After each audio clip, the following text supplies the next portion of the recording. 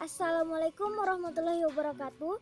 Perkenalkan, nama saya Syahrani Ramadhani dari PKK 04 Pendidikan Kesejahteraan Keluarga, Fakultas Teknik Universitas. Kali ini saya akan memaparkan materi saya dari hasil observasi di Rumah Jahit ISMI dalam mata kuliah Dasar Manajemen Umum dengan dosen pembimbing Ibu Dr. Haja Samsida MPD. Manajemen sendiri ialah sebuah proses untuk mengatur sesuatu yang dilakukan oleh sekelompok orang atau organisasi untuk mencapai tujuan tertentu di dalam organisasi tersebut, yaitu dengan cara bekerja sama memanfaatkan sumber daya yang dimiliki. Di dalam pendidikan dunia busana sendiri dikenal dengan beberapa istilah, di antaranya yaitu modiste, butik, dan konveksi. Modiste sendiri di dalam Kamus Bahasa Indonesia diartikan sebagai wanita yang ahli dalam membuat pakaian wanita. Jadi, modiste ini merupakan nama dari profesi penjahit. Menurut istilah mode sendiri, busana yang dijahit oleh modiste ini adalah busana yang dijahit halus berdasarkan dengan permintaan pelanggan. Butik sendiri merupakan toko pakaian eksklusif yang menjual berbagai pakaian modern, khususnya pakaian wanita beserta dengan kelengkapannya yang sesuai dengan mode mutakhir. Sedangkan konveksi sendiri adalah pakaian yang dibuat secara massal untuk dijual dalam keadaan siap pakai. Busana konveksi sendiri tidak diukur sesuai dengan pesanan pelanggan, tetapi menurut ukuran yang sudah ditentukan, seperti ukuran S, M, L, dan XL. Dalam observasi kali ini, saya mau melakukan wawancara kepada Ibu Ismi selaku pemilik dari Rumah Jahit ISMI. Rumah Jahit Ibu Ismi sendiri sudah ada sejak tahun 2015 yang dipegang oleh Ibu Ismi sendiri dan buka pada jam kerja 8.30 sampai dengan 21.00. Di dalam Rumah Jahit Ibu Ismi sendiri tidak memiliki karyawan, tetapi dibantu oleh suami dan sanak keluarga. Rumah Jahit Ibu Ismi ini beralamatkan di Jalan Tani, Desa Watuliu, Kecamatan Lasusua, Kabupaten Kolaka Utara, Provinsi Sulawesi Tenggara. Sejarah awal mula terbentuknya Rumah Jahit Ibu Ismi ini yaitu melalui kegemarannya dalam menggambar. Selain itu, pada saat Ibu Ismi kecil, Ibu Ismi sendiri selalu menemani ibunya ke tukang jahit. Sejak saat itulah, Ibu Ismi sangat menyukai dunia fashion dan ingin menjadi seorang desainer. Pada saat menempuh pendidikan, Ibu Ismi memilih jurusan busana di salah satu universitas negeri di Indonesia, yaitu Universitas Negeri Jakarta. Setelah menempuh pendidikan, Ibu Ismi pulang ke daerah untuk membuat usahanya. Dibantu oleh suami dan saudaranya, usaha kecil-kecilan Ibu Ismi ini berkembang pesat.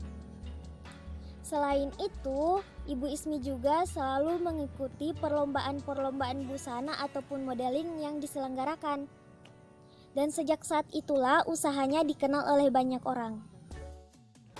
Adapun struktur organisasi yang diterapkan di dalam Rumah Jahit Ibu Ismi sendiri yaitu struktur organisasi tradisional, di mana pemimpin melakukan penyediaan bahan, proses pembuatan, dan pemasaran atau promosi. Di dalam proses pembuatan sendiri terdiri beberapa bagian, yaitu proses penentuan model, proses pengukuran, proses pembuatan pola, proses pemotongan pola, proses penjahitan, dan proses finishing.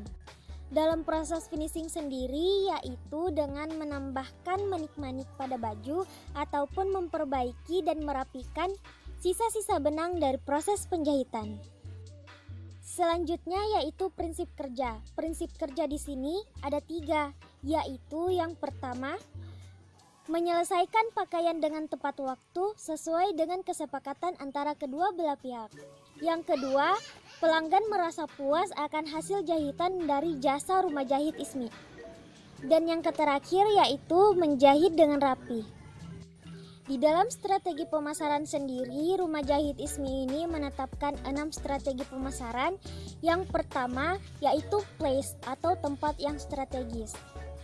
Dengan beralamatkan di dekat jalan poros sehingga memudahkan tempat Rumah Jahit Ibu Ismi ini cepat dikenal oleh banyak orang.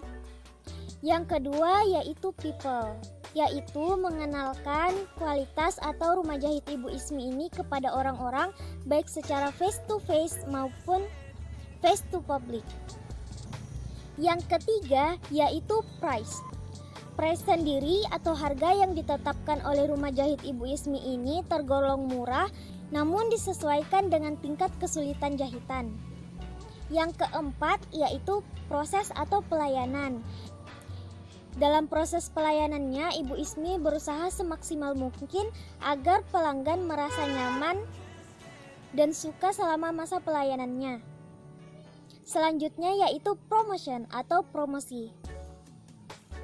Selain mempromosikannya secara offline, Ibu Ismi juga mempromosikannya secara online, yaitu dengan memasarkannya di media-media sosial yang dimiliki oleh Ibu Ismi sendiri, dibantu oleh anaknya. Dan yang terakhir yaitu produk. Produk yang dihasilkan rumah jahit Ibu Ismi ini produk yang berkualitas dan sesuai dengan harapan konsumennya. Selanjutnya yaitu sistem pembayaran.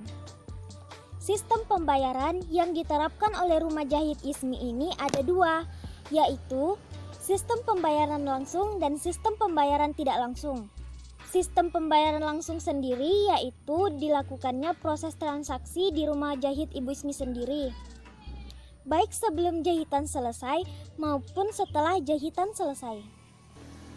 Yang kedua yaitu proses transaksi tidak langsung, di mana pelanggan melakukan proses transaksi lewat pembayaran transfer.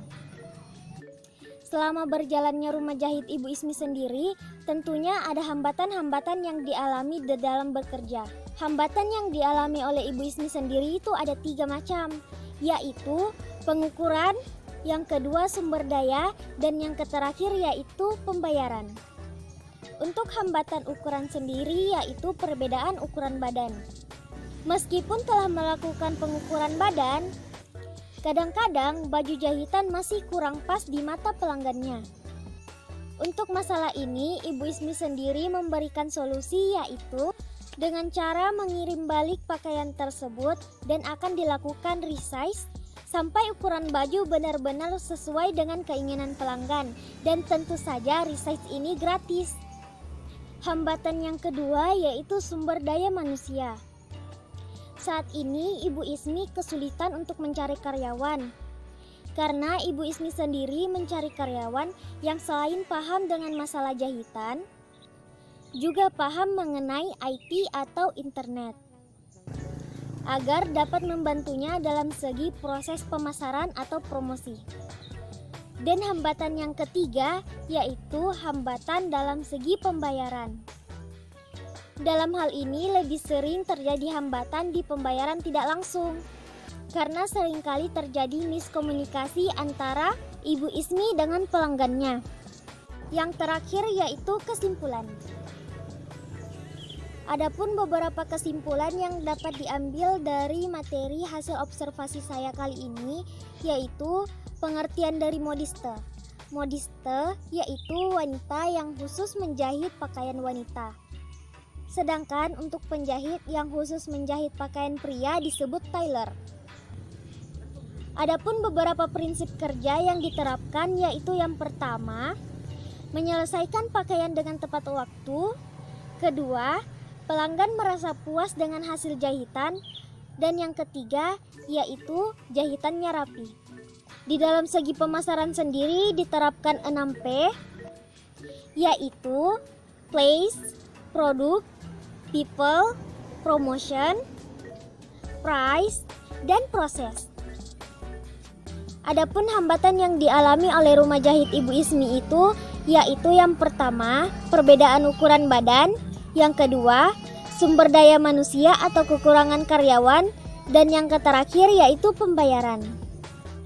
Berikut adalah beberapa dokumentasi yang saya ambil di rumah jahit Bu Ismi.